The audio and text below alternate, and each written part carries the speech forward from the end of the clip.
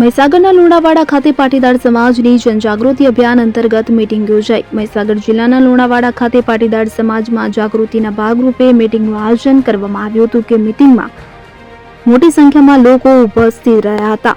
મીટિંગમાં સમાજના અગ્રણી દિનેશભાઈ બાંભણિયા, પૂર્વિનભાઈ પટેલ, ધાર્મિક માલવ્યા, વરુણભાઈ પટેલ, મનોજભાઈ પનારા તથા સામાજિક આગેવાનો અને વડીલોએ ઉપસ્થિત રહી મુખ્યત્વે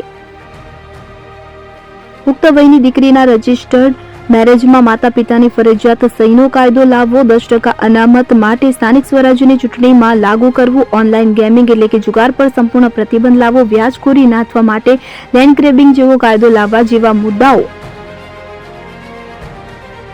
ઉપર ઉપસ્થિત સમાજ અગ્રણીઓએ પોતાના મંતવ્યો સમાજ સમક્ષ મૂકી સમાજ એક બને અને સંગઠિત બને અને જાગૃત બની વિકાસની ગતિ તરફ આગળ વધે તેવો આશાવાદ સમાજ અગ્રણીઓ દ્વારા વ્યક્ત કરવામાં આવ્યો હતો।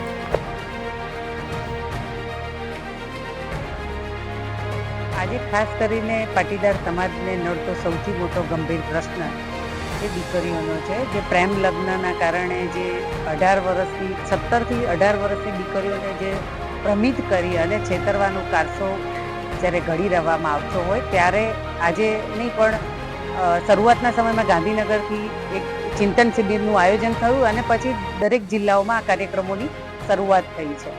એટલે આ સંદર્ભમાં સૌથી જે નડતો પ્રશ્ન છે એ દીકરીઓનો પ્રશ્ન છે, એને લઈને આજે મહીસાગરમાં કાર્યક્રમ કરવામાં આવ્યો છે। બેન, સરકાર દ્વારા એક કાયદો બહાર પાડવામાં આવ્યો છે, પોતાના માતા પિતાને પૂછ્યા બાદ જ અને તેમની સંમતિ બાદ જ આ પ્રેમ લગ્ન કરી શકાશે।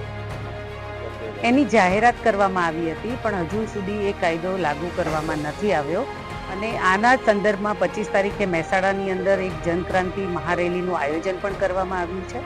એટલે આ કાર્યક્રમો અમે દરેક જિલ્લાઓમાં કરવાના છીએ। આવનારા દિવસોમાં સરકારે જાહેરાત કરે છે પણ એને લાગુ હજુ સુધી કરવામાં આવ્યું નથી।